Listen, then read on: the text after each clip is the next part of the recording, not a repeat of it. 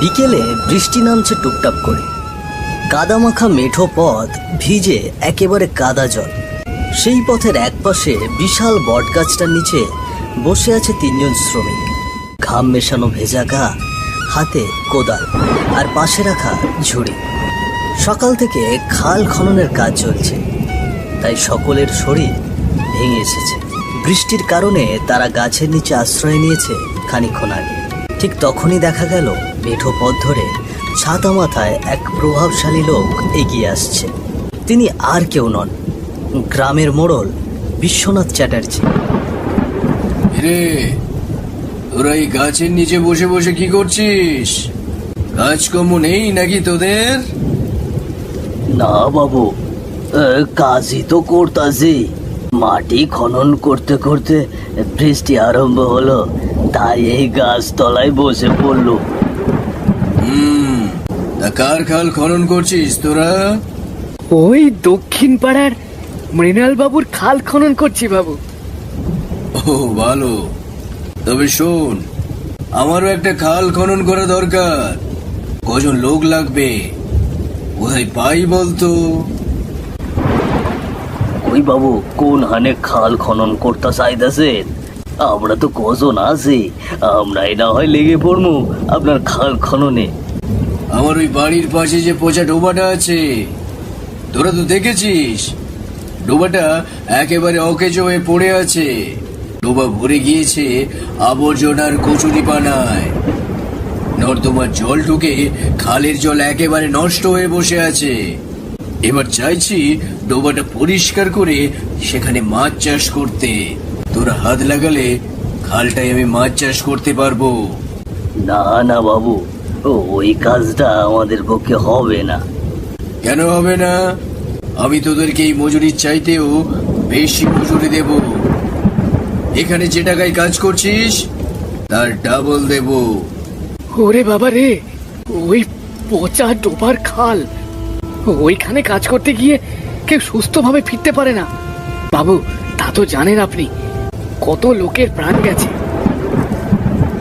আমরা তো গরিব মানুষ, ওই কাজ করতে গেলে প্রাণটাই যাবে। আমরা আমরা প্রাণ হারাতে চাই না বাবু, আমাদেরকে মাফ করবেন। শ্রমিকদের এই কথায় বিশ্বনাথের কপালে ভাঁজ পড়ে গেল।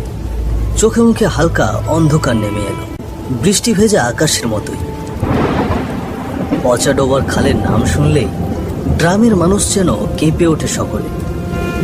বটগাছের নিচ থেকে বেরিয়ে আবারও মেঠো পথে পা বাড়ালেন বিশ্বনাথ চ্যাটার্জি।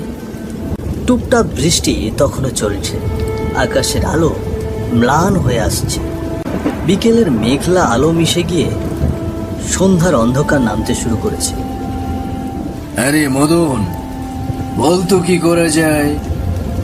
গ্রামের কেউ যে রাজি হচ্ছে না ওই খাল খনন করতে। কোথায় লোক পাবো বলতো? বড় চিন্তার মধ্যে পড়ে গেলাম। জায়গাটা কিনে কি ভুল হয়ে গেল নাকি? সত্যিই তো বাবু, অনেকদিন ধরেই তো ওই জায়গাটা ফাঁকা পড়ে আছে, কেউ হাতও দেয়নি। জায়গাটা যদি খনন করে মাছ চাষ করা যেত তাহলে কত আয় আসতো বলতো। জানি না গ্রামের লোকজন এখানে কাজ করতে এত কিসের ভয় পাচ্ছে। বাবু, গায়ের মানুষ বলে ওই খালে নাকি ভালো কিছু নেই। রাত হলেই নাকি অদ্ভুত আওয়াজ শোনা যায়। অনেকেই তো কথাও বলতে চায় না ওই জায়গার নাম নিয়ে। আবার অনেকে নাকি কাজ করতে গিয়ে আর ফিরে আসেনি। বৃষ্টি ভেজা সন্ধ্যার আলো আঁধারিতে দুজনের কণ্ঠস্বর মিশে গেল ব্যাঙের ডাকের ভেতর। মেঠো পথ এগিয়ে যাচ্ছিল, কিন্তু মোড়ল মশাইয়ের মনে ভয় না, বরং বাড়ছিল এক অদম্য কৌতূহল। কেন সবাই এত ভয় পায় পচা ডোবার খালকে? পরের দিন সকালের আলো ফুটতেই গ্রামের কাঁচা রাস্তা ধরে ধীরে ধীরে এগিয়ে আসছে এক গরুর গাড়ি। রাতভর বৃষ্টির পরে চারপাশ যেন ধুয়ে মুছে ঝকঝকে।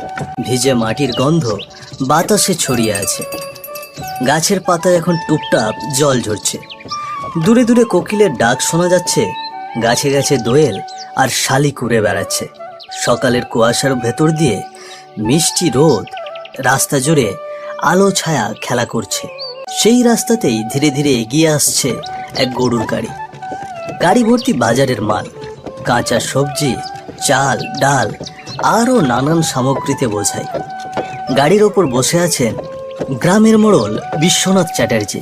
ধবধবে সাদা ধুতি, পাঞ্জাবি গায়ে, শান্ত ভঙ্গিতে চারপাশে সকালটা উপভোগ করছেন তিনি। গাড়ি চালাচ্ছে এক নতুন চেহারার যুবক, যাকে এর আগে গ্রামের লোকজন দেখেনি। রে, তোকে তো এই গ্রামে কখনো আগে দেখিনি।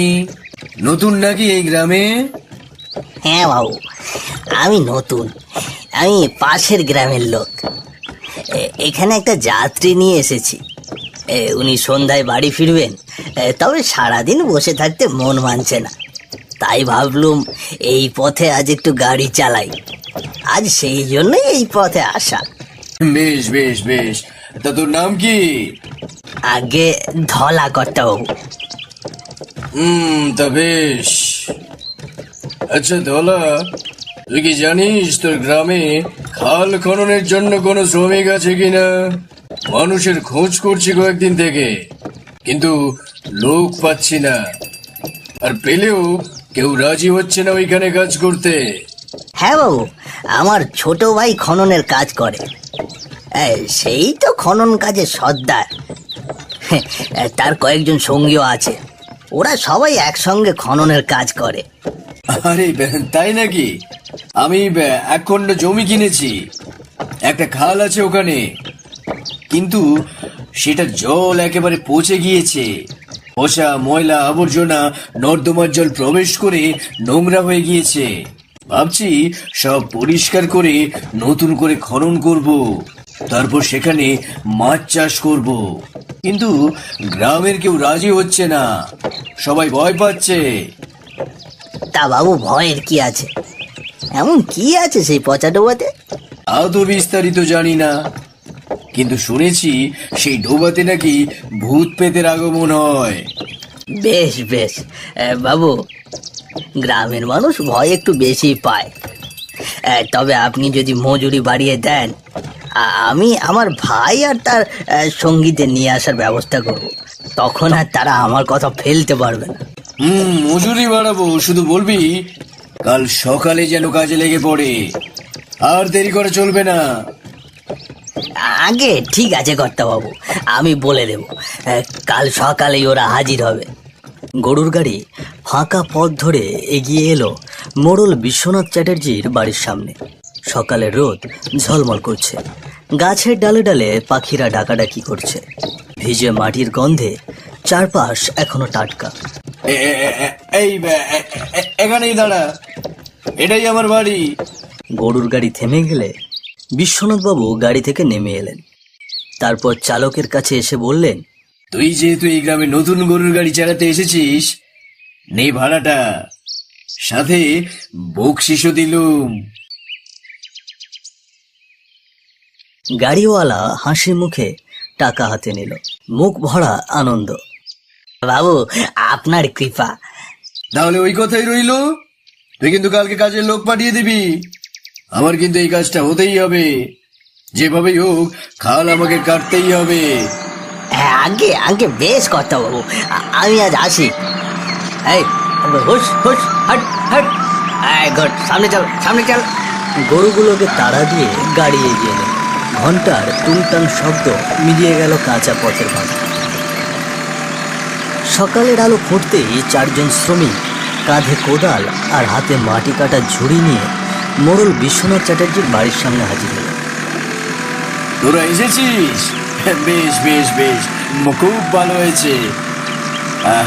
খালটি খননের কাজ শুরু হবে এবার। খালটি নতুন প্রাণ ফিরে পাবে। চল চল, আমি তোদের খালটা দেখিয়ে দিই। হ্যাঁ মোড়ল মশাই, আপনি চিন্তা করেন না, মন দিয়ে কাম কইরা খালটারে নতুন কইরা তুলমু। সেখান থেকে বিশ্বনাথ চ্যাটার্জি তাদের সঙ্গে নিয়ে গেলেন গ্রামের সেই বহুদিনের পরিত্যক্ত স্থান পচা ডোবার খালে। চারপাশ গাছে ভরা ঝোপঝাড় আর মাঝখানে নোংরা জমা জলে ভরা খাল। বিশ্বনাথ চ্যাটার্জি খুশির হাসি হেসে সেখানে দাঁড়িয়ে শ্রমিকদের দিকে তাকালেন। শোন তোরা, আর দেরি না করে কাজে নেমে পড়। আগে আগে সব ময়লা আবর্জনা পরিষ্কার কর, তারপর তারপর খাল খনন শুরু কর। শ্রমিকরা মাথা নেড়ে সম্মতি জানিয়ে কাজে লেগে পড়ল। ধীরে ধীরে ঝোপ কেটে সরানো, মেশিন দিয়ে জল নিষ্কাশন, তারপর কোদালের আঘাতে মাটি খননের কাজ শুরু হল। খানিকক্ষণ বাদে আকাশ হয়ে উঠল কালো। মুহূর্তের মধ্যেই ঝমঝম করে বৃষ্টি নেমে এলো। শ্রমিকরা কোদাল ফেলে তাড়াতাড়ি ছুটল মোড়লের বারান্দায় আশ্রয় নেবার উদ্দেশ্যে। বারান্দায় বসে সবাই কপাল মুছছে। বৃষ্টির ধারা তখনও ঝিপঝিপ করছে।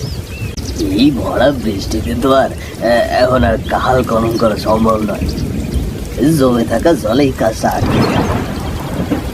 এমন সময় মোড়ল বিশ্বনাথ এগিয়ে এসে দীর্ঘ স্বরে বললেন, যে করেই ও কাজটা আজ শেষ করতে হবে। বৃষ্টি ছেড়ে দিলে আবার কাজ শুরু কর। ঘন্টার পর ঘন্টা বৃষ্টি হলো। দুপুর থেকে বিকেল পর্যন্ত একই রকম বৃষ্টির ধারা। নেক্সট পর্ব দেখতে চাইলে সবাই কমেন্ট করুন, ভিডিওটি ভালো লাগলে একটি লাইক দিন, আর এমন আরও মজার ভিডিও পেতে আমাদের চ্যানেলটি সাবস্ক্রাইব করে পাশে থাকুন। ধন্যবাদ।